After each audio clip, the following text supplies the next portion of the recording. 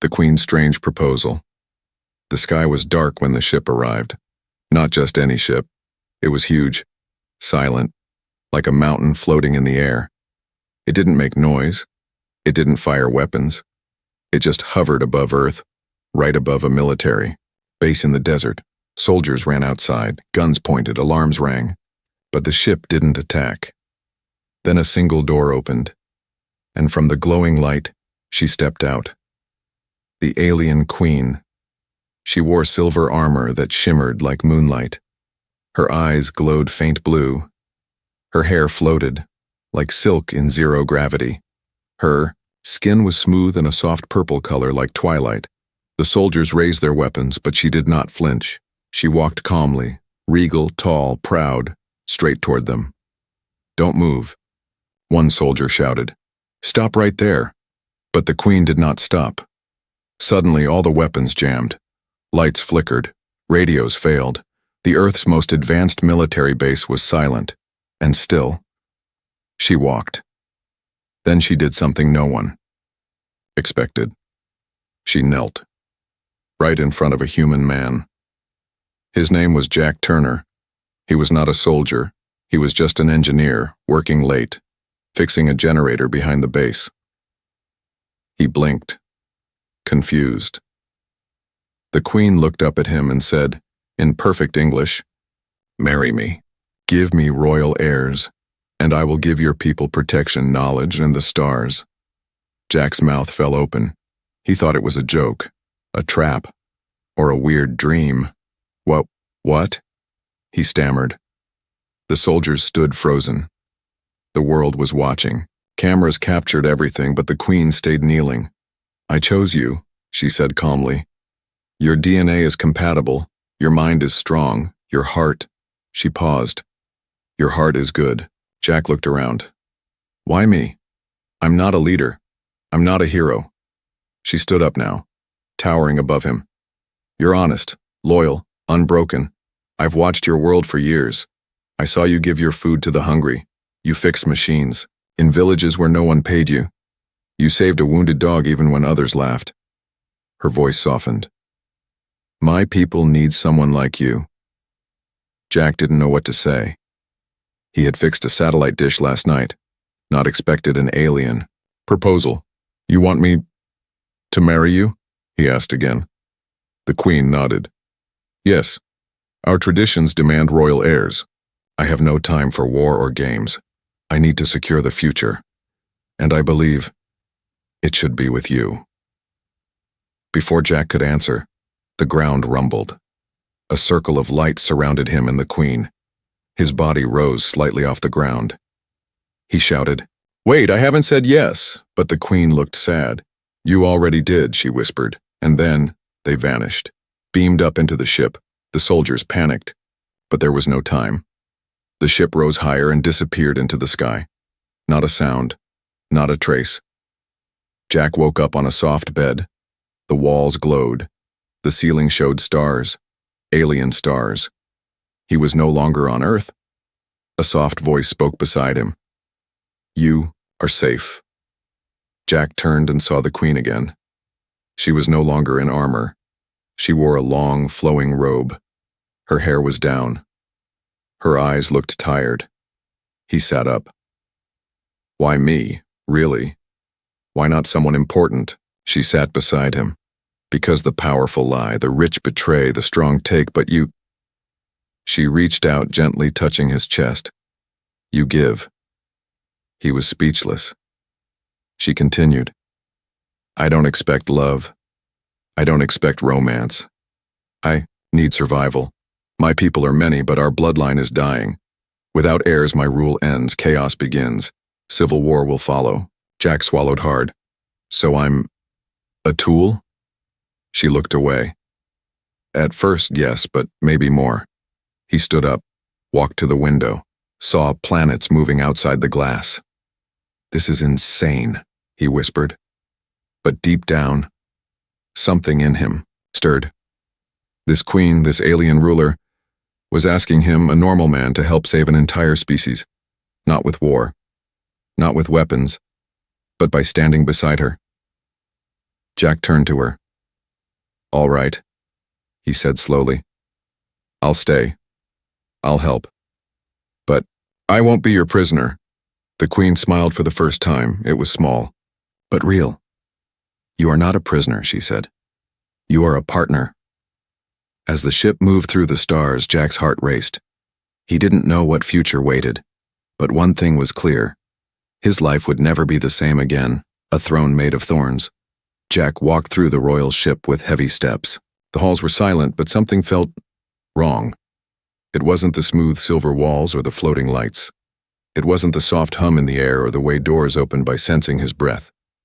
It was the eyes, alien eyes, dozens of them.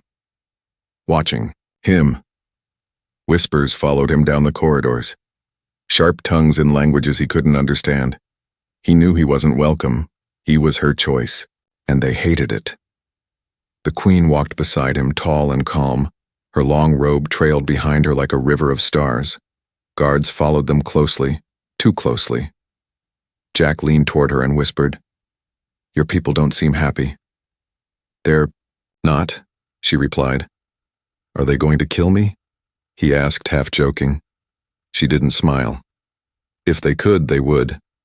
Jack stopped walking. The Queen turned and looked him in the eye. "They think you are too weak, too human. They believe I've insulted the bloodline by choosing you." Jack crossed his arms. "Then why not choose one of them? Some proud alien prince or warrior?" Her voice turned sharp. "Because they want power, not peace, not unity." She stepped closer. "You may not see it yet, but this empire is already cracking. My court is full of knives. Smiles hide poison. I need someone they can't control. Someone who surprises them. Someone who chooses kindness in a cruel world." Before Jack could answer, the doors ahead opened. Inside was the throne room, but it wasn't golden or grand. It was dark. Huge black pillars rose like bones. The throne itself was carved from a twisted red stone, thorny, dangerous, and sharp.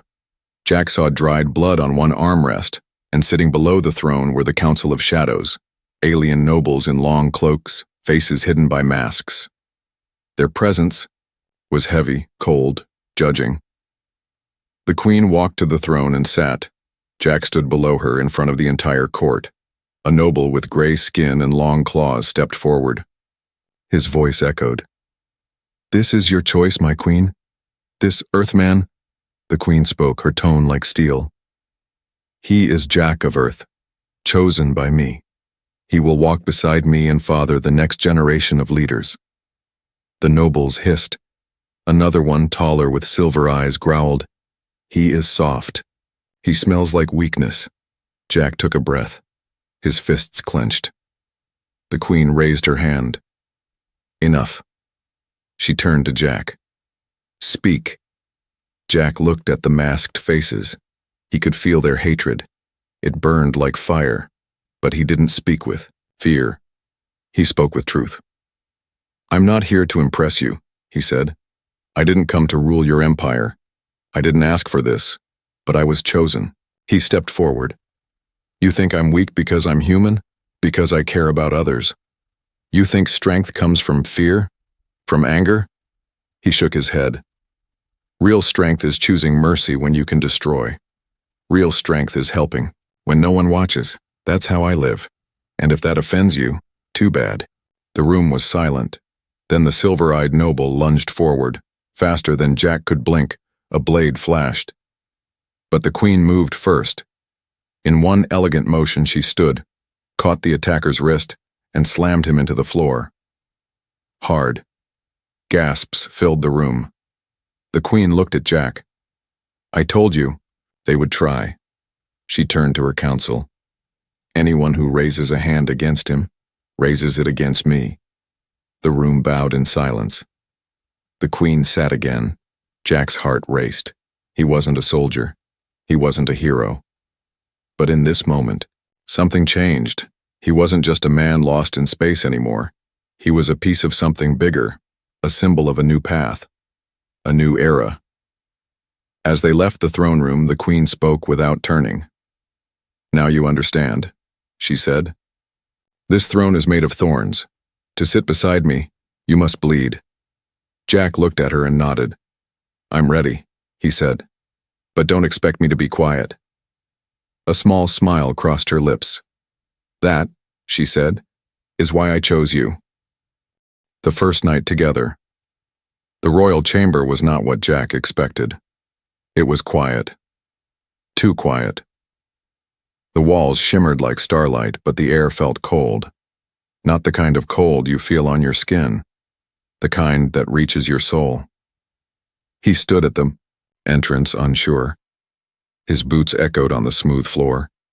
The ceiling showed a view of galaxies, bright, spinning, endless. The queen stood in the center of the room. Her long robe was gone. She now wore something soft, dark and simple. No crown, no armor, no guards. Just her. Jack cleared his throat. So, this is it?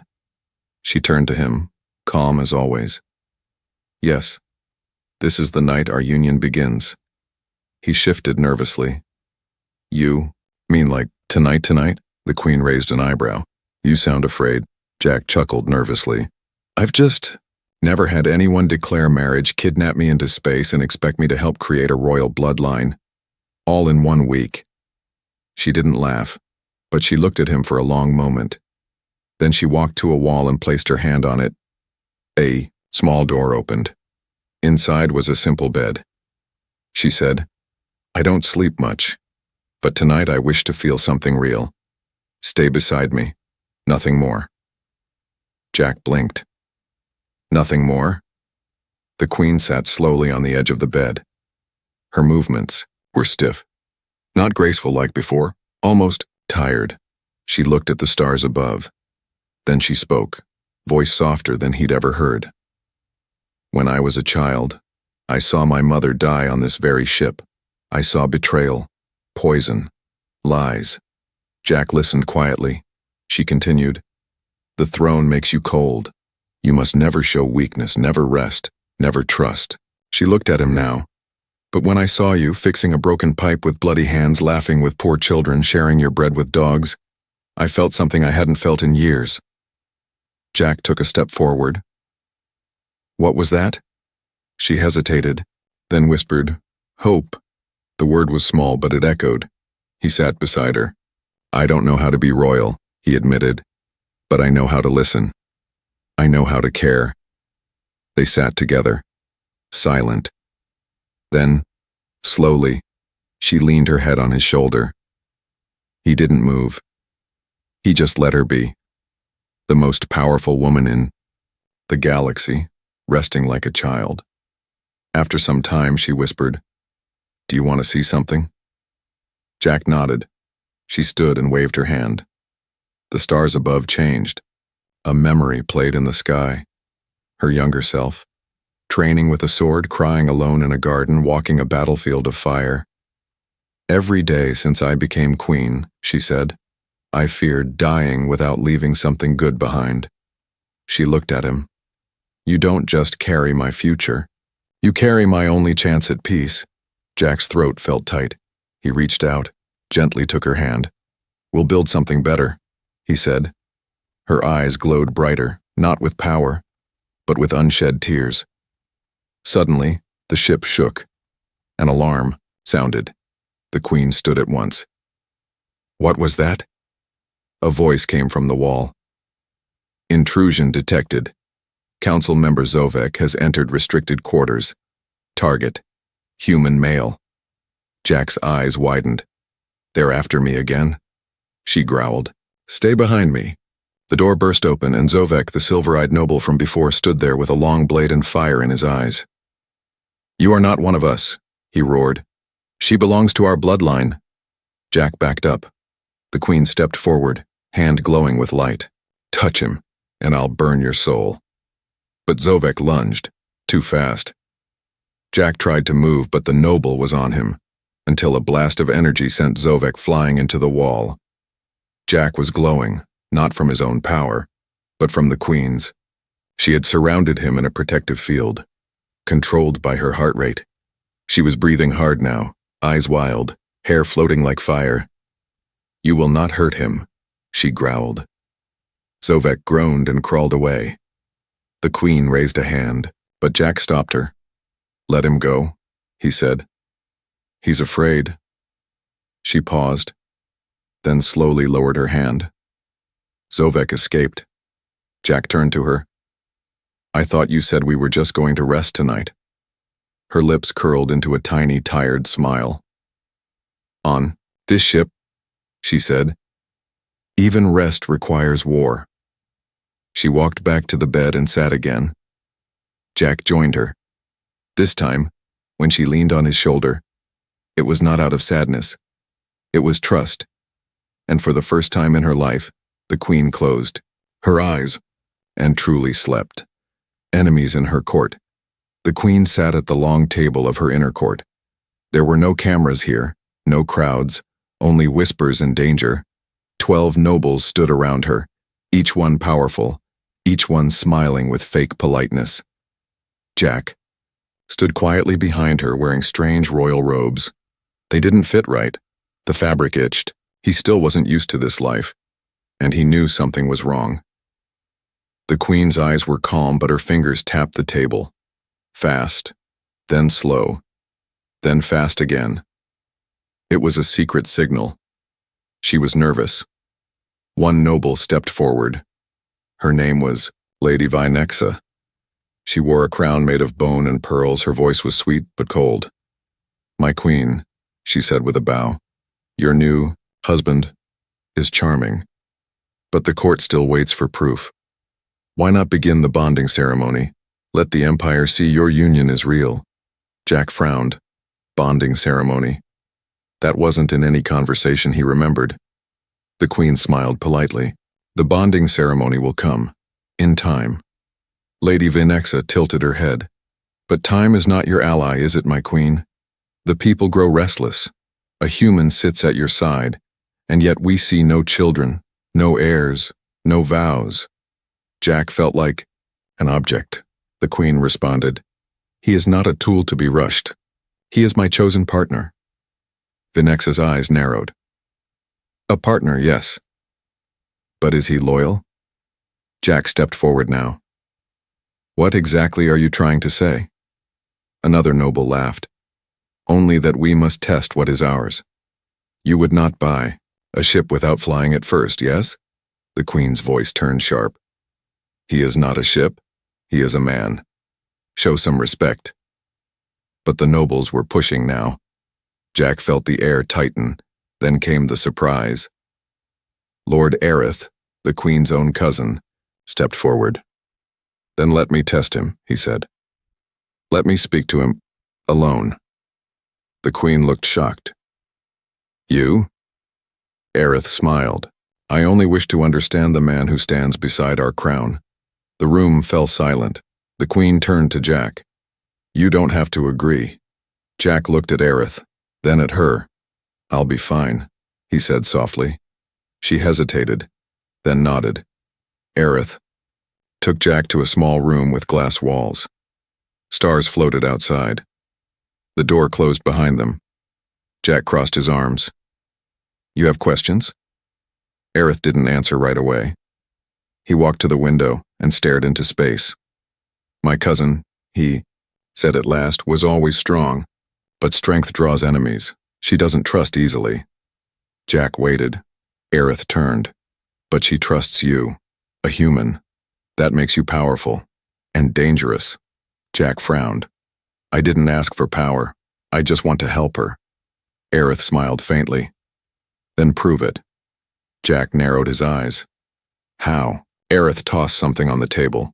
A tiny glass capsule. Inside was a drop of glowing green liquid. What is this? Jack asked. A test, Aerith said. Drink it, and your loyalty will be proven. Refuse, and the court will question everything. Jack picked up the capsule. He didn't trust it, not for a second. What's in it? He asked. Aerith shrugged. Just a truth serum, nothing fatal. But if you lie, you will suffer. Jack stared at the glow. He thought of the Queen, of the way she leaned on him, trusted him. slept peacefully beside him for the first time in years. Then he thought of these nobles, these snakes in robes. Jack smiled and smashed the capsule on the ground. The liquid hissed on the floor. Aerith blinked. You refuse? Jack stepped forward. I don't need to drink anything to prove I care about her. And if your whole court is scared of this, he said, pointing to himself, then maybe the Empire has already lost. Aerith stared at him, then laughed. Not a mocking laugh, a real one. You have courage, he said. Maybe too much. He opened the door. Go. She's waiting. Back in the throne room, the Queen stood. When she saw Jack return unharmed, her shoulders relaxed slightly. She walked to him. He whispered, Your cousin plays strange games. She nodded.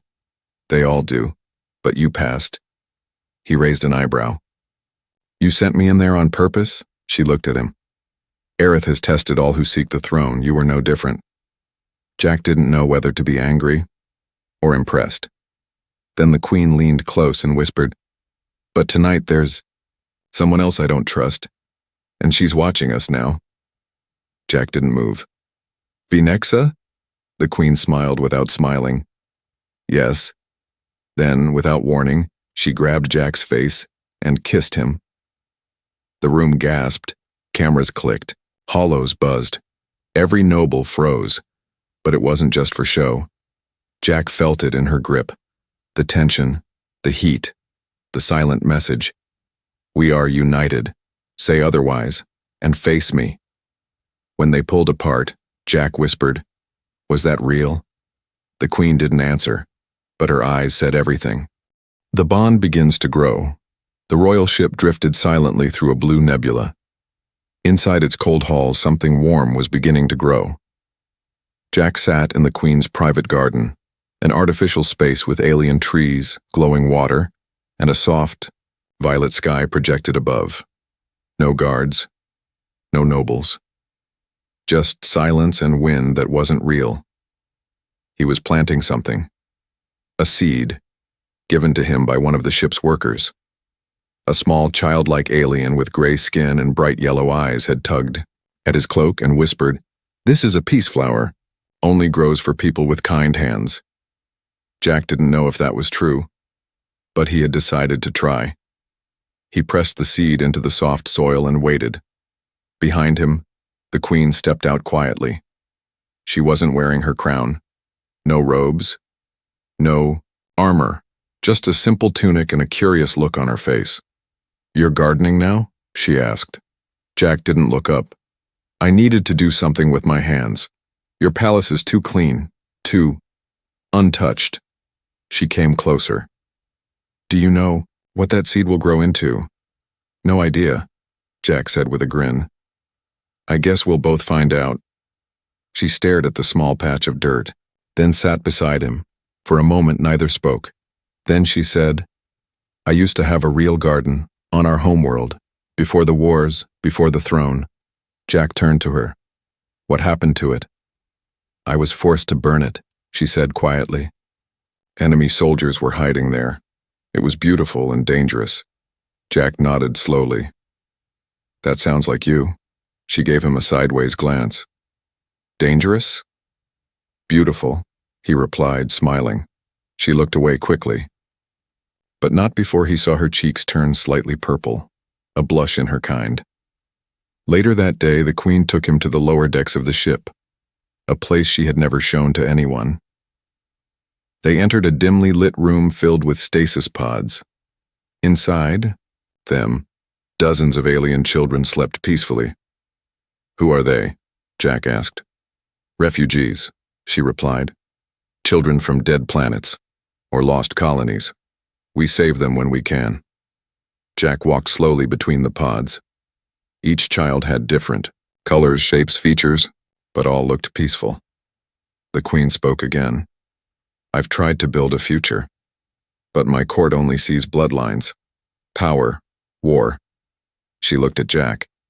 You're the only one who sees people. Jack placed a hand on one of the pods gently. I was an orphan too, you know. She blinked. You never told me. You never asked, he said with a soft laugh. She smiled faintly. Then let me ask now. How did you survive? He looked at her. Kindness. One person gave me a home, a job, a reason to try. The Queen studied his face. And now you're doing the same, for me. For them. Jack shrugged. Maybe. Or maybe I'm just tired of watching people be hurt. She looked at the sleeping children. Would you raise them with me? Not as a king, not as a soldier, just as someone who cares. Jack blinked. This was not a command, not a plan. It was a hope. He nodded. I'd be honored. That night, something strange happened. Jack couldn't sleep. So he walked back to the garden. The seed had bloomed, a small blue flower glowing softly under the fall sky. He stared in wonder. Behind him, the Queen arrived, this time barefoot, silent as shadow. She stared at the flower too. Impossible, she whispered. Peace flowers take years. This was only one day. Jack bent down. Maybe it just needed to feel safe. She looked at him. Or maybe it needed someone like you. They stood together for a long time. Then the Queen spoke, voice low. My people still don't trust you. Jack nodded. I know. They may never accept our union. I know. They may try to tear us apart. I won't let them. She looked at him deeply. Then tonight, sleep beside me again. Not as an order, not for duty, but because I want you near. Jack reached out and gently took her hand. This time she didn't hesitate. They left the garden together, walking slowly. Two souls, once strangers from distant stars, beginning to feel like home. A royal war begins. 3 days passed. Peace flowers bloomed in the Queen's garden. Children in stasis were waking up one by one, and for the first time the royal ship felt alive.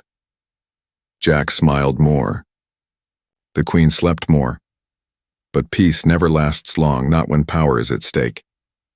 It began with a ripple in space, small, silent, invisible to the naked eye. But the Queen felt it. She stood suddenly from the council table and whispered just one word.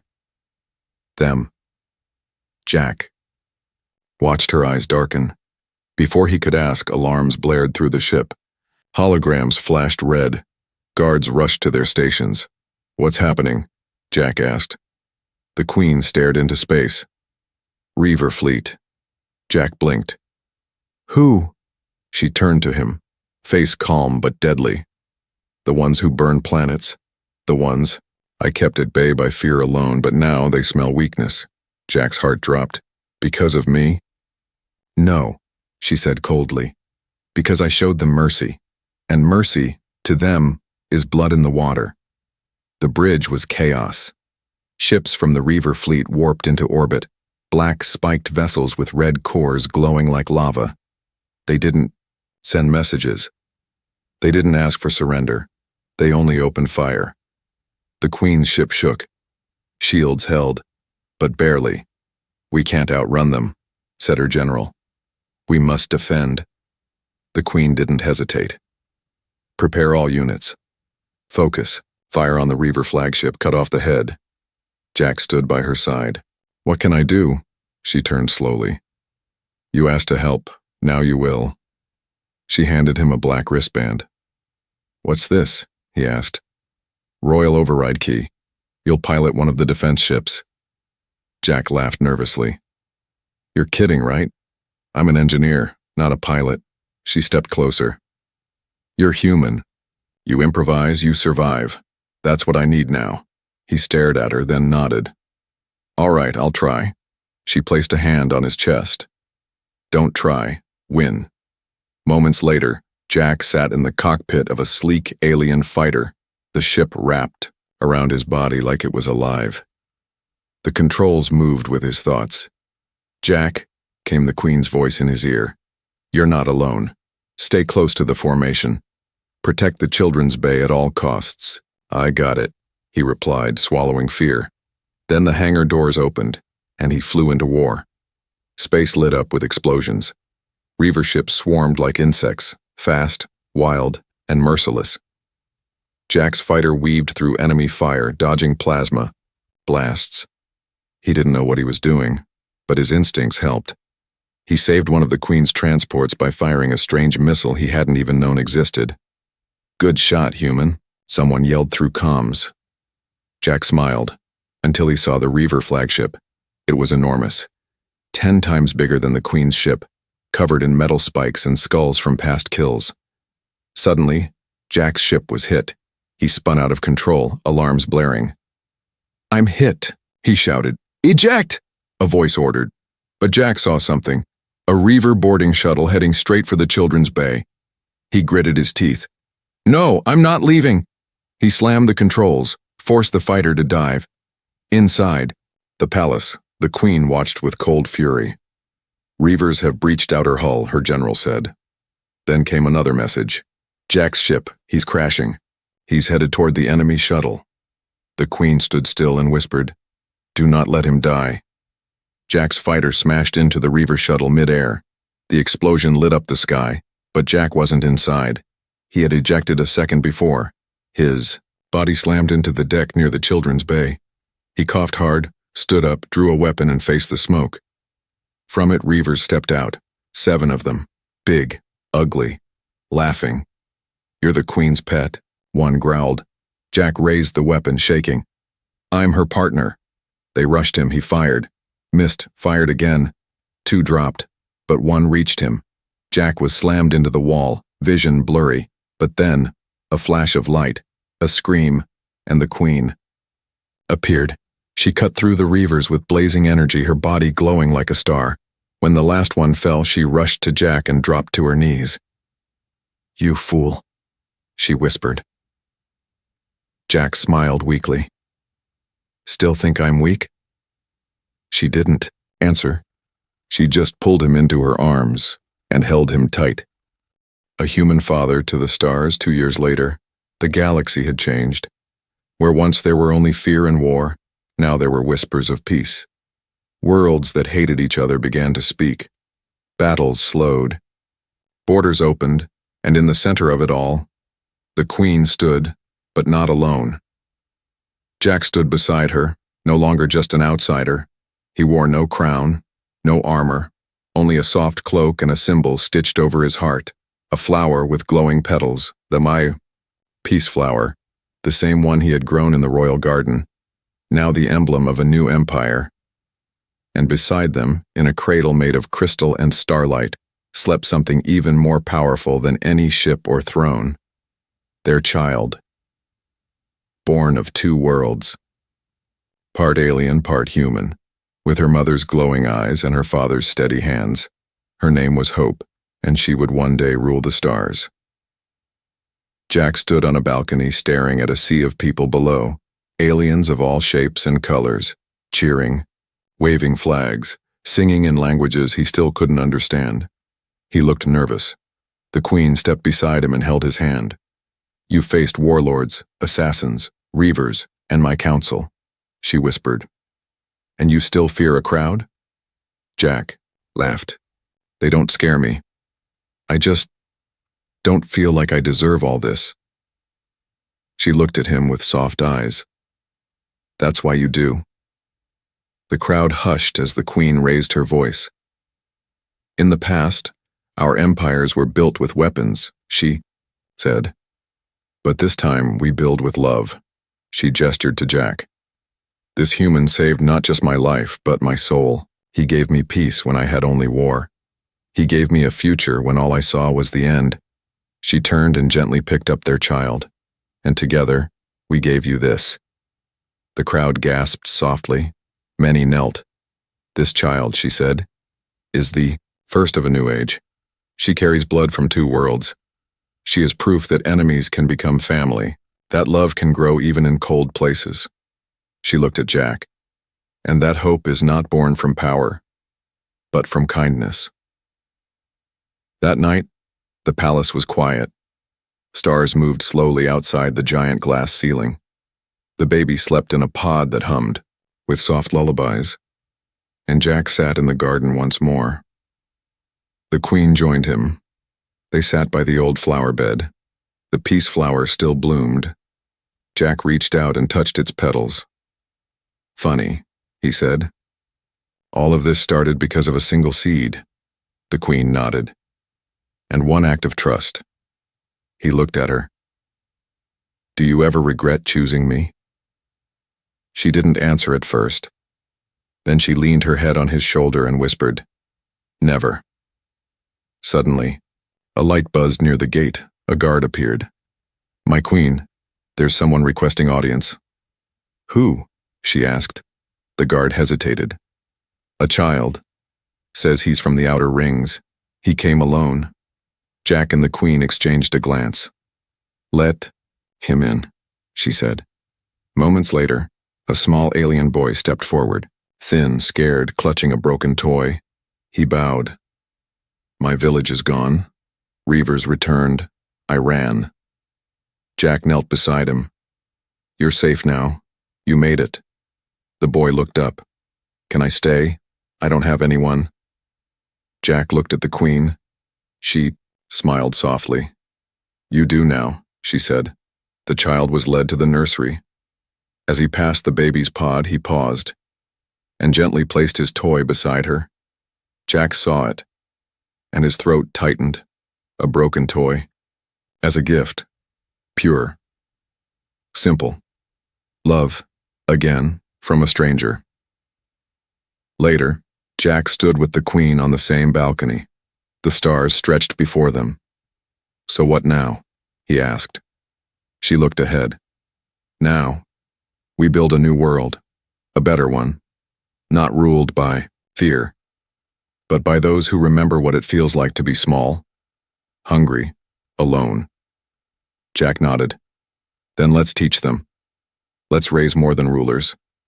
Let's raise good hearts." The Queen turned to him. "You are no longer just a man," she said softly. "You are a father, a symbol, and someday, when we are dust, our child will remember." Jack smiled, tears in his eyes. "She'll remember we tried."